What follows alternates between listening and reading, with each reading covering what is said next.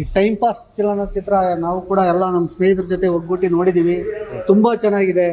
ಯಾವ ಫಿಲಮ್ ಚಿತ್ರರಂಗಕ್ಕೆ ಬರಬೇಕು ಅಂತ ಅನಿಸಿಕೆ ಇಟ್ಕೊಂಡಿರೋರು ಯಾವ ಥರ ಬಂದು ಬೆಂಗಳೂರಿಗೆ ಬಂದು ಈ ಒಂದೊಂದು ಆ್ಯಕ್ಟಿಂಗ್ ಮಾಡೋಕ್ಕೂ ತುಂಬ ಎಷ್ಟು ತೊಂದರೆ ಪಡ್ತಾರೆ.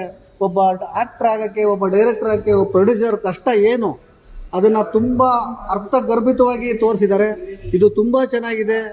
ಟಾಪ್ ಮೂವಿ ಆಗುತ್ತೆ ಇದು. ತುಂಬ ಇನ್ನೂ ಹೆಚ್ಚಿನ ಸಂಖ್ಯೆಯಲ್ಲಿ ಬಂದು ಹೊಸ ನಿರ್ದೇಶಕರನ್ನ ಮತ್ತು ನಿರ್ಮಾಪಕರನ್ನ ಪ್ರೋತ್ಸಾಹಿಸಬೇಕು ಅಂತ ನಾವು ಈ ಸಮಯದಲ್ಲಿ ನಾವು ಹೇಳ್ತಾ ಇದ್ದೀವಿ.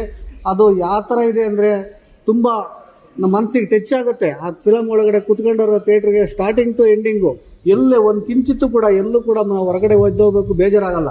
ತುಂಬ ಚೆನ್ನಾಗಿ ಅರ್ಥಗರ್ಭಿತವಾಗಿ ಒಬ್ಬ ಚಲನಚಿತ್ರ ನಟ ಆಗಬೇಕು ಅನ್ನೋದಕ್ಕೆ ಏನೇನು ಮುಂದೆ ಅವನು ಏನು ಇಟ್ಕೊಂಡಿರ್ತಾನೆ, ಮುಂದೆ ಯಾವ ಥರ ಯಾವ ಚಿಕ್ಕ ಬಜೆಟಲ್ಲಿ ಯಾವ ಥರ ಸಿನಿಮಾ ಮಾಡಬೇಕು ಅಂತ ಎಷ್ಟೋ ಜನ ಸಾವಿರಾರು ಲಕ್ಷಾಂತರ ಜನ ಆಸೆಗಳಿರ್ತದೆ.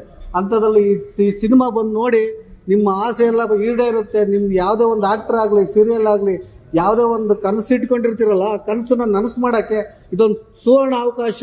ಟೈಮ್ ಪಾಸ್ ಚಲನಚಿತ್ರ ನೋಡಿ ಆನಂದಿಸಿ ಎಂಜಾಯ್ ಮಾಡಿ ಅಂತ ಈ ಸಂದರ್ಭದಲ್ಲಿ ಹೇಳ್ತೀವಿ.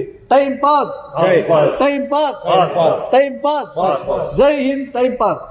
ಹೊಸ ನಿರ್ಮಾಪಕರನ್ನ ಪ್ರೋತ್ಸಾಹಿಸಿ, ಕನ್ನಡ ಚಿತ್ರವನ್ನ ಬೆಳೆಸಿ. ಜೈ ಹಿಂದ್, ಜೈ ಕರ್ನಾಟಕ. ಜೈ ಕರ್ನಾಟಕ.